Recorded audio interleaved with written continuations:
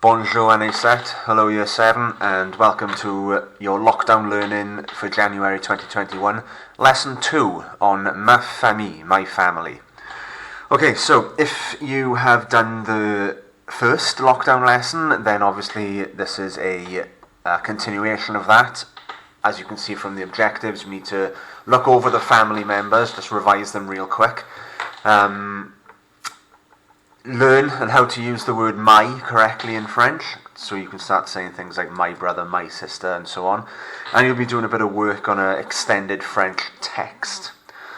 Okay, so when you go on to Moodle and find the work for this second lesson, all of the tasks are on the January lockdown learning worksheet number 2. And the first exercise you will see is this one, which is all about ma famille, and we've got a list of family members here in French with one or two new words that you haven't come across before.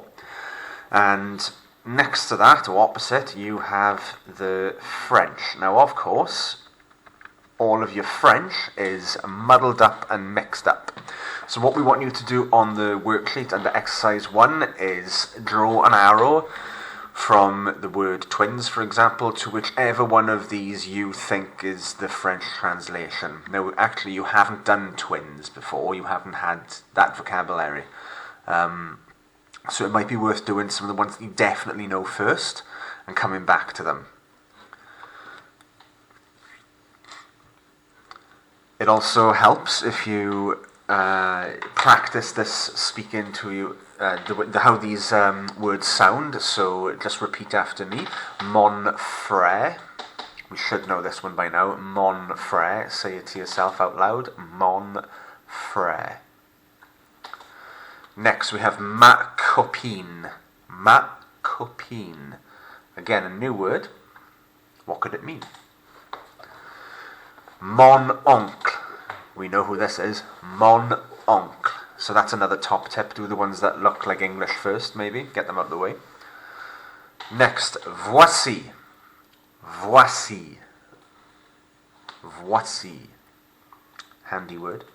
Ma famille. Repeat. Ma famille. Ma famille. Des jumeaux. Repeat. Des jumeaux. Might there be a clue here as to what this answer might be? Des jumeaux. Look at the spelling. There's a clue. Avec. Handy little word. Avec. Most of you will have seen this before in class, I would have thought, no matter whose class you're in. Avec. Avec. Ma tante. Ma tante. Repeat. Ma tante. Why are we repeating? Because as I told you before in lesson 1, repetition is the key to getting this vocabulary in your head. Mon copain. Mon copain. Are there any similarities here with perhaps another word? I don't want to give too much away, but mon copain. And finally, il y a. We had this last lesson and mentioned it many, many, many times. Il y a. Okay, so repeat again, il y a. And a reminder that this is exercise 1 on the worksheet. All we want you to do is to match up the English with the correct French word. Of course, there are some that you don't know, you've not seen before, but by the process of elimination, you should arrive at the correct answer. Excellent. Okay, so during that exercise, you saw one or two new words, particularly mon and ma. We're also going to deal with me.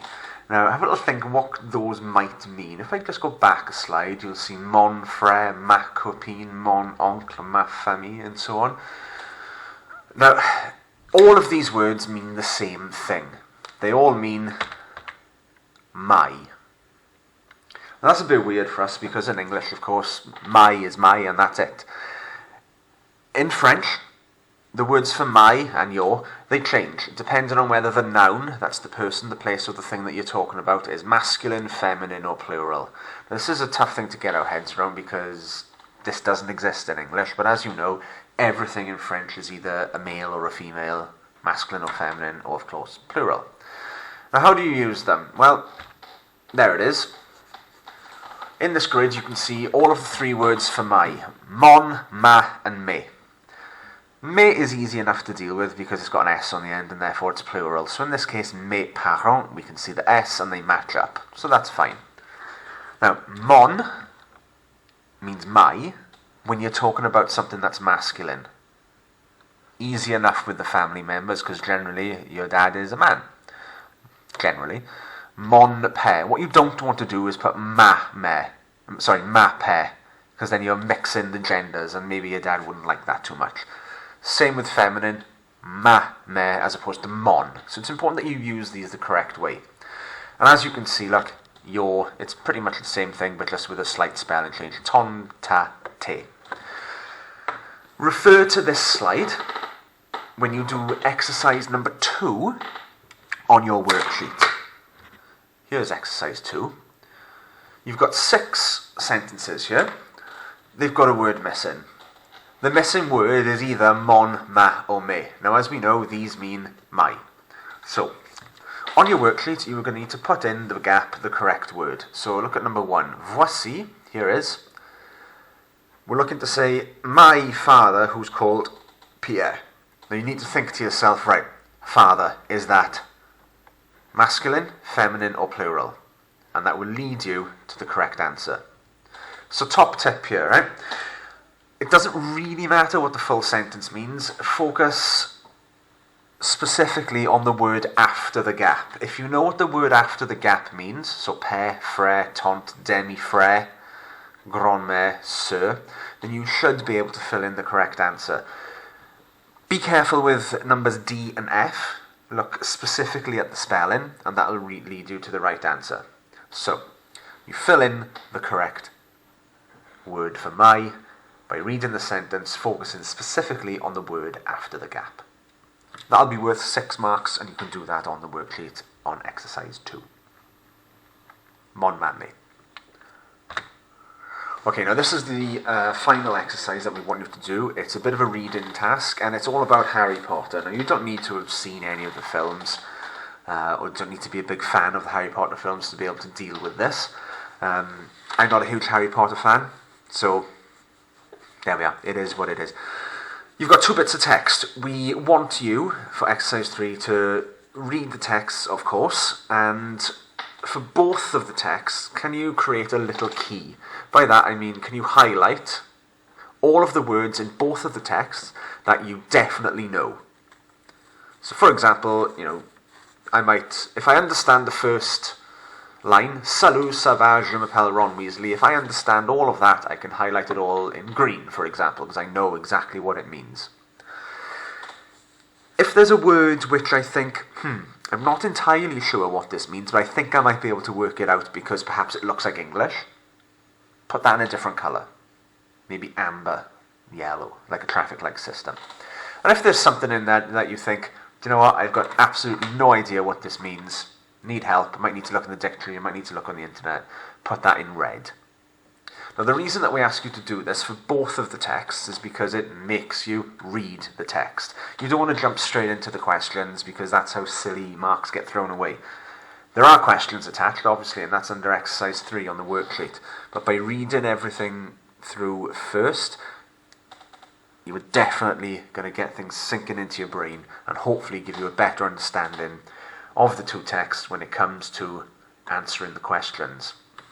Okay, so we've got 2 types of questions here. We've got number 1, vrai ou faux? Corrige les réponses fausses. Now there's a problem here because your questions are in French, or that instruction is in French. Vrai or faux simply means true or false. According to the text, does Ron live in Bristol? If you think that is true, you write next to it vrai, and then you don't need to do any more. If you think that is false, you will write next to it faux, and you correct the false answers. And you can correct that in English, of course. So if Ron doesn't live in Bristol, just tell us, or where does he live according to this text? And so on. Now we want you all to do numbers 1 to 6, because there's a recap here of family members and ages and things like that. It would be even better if you are able to do the extra as well. Again, saying whether it's true or false and correcting the false statements. And there's an extension there as well. Comment dit-on en français? How do you say in French? Write the French and the English. So basically for your task, you need to find these statements or these little bits of vocabulary within these texts.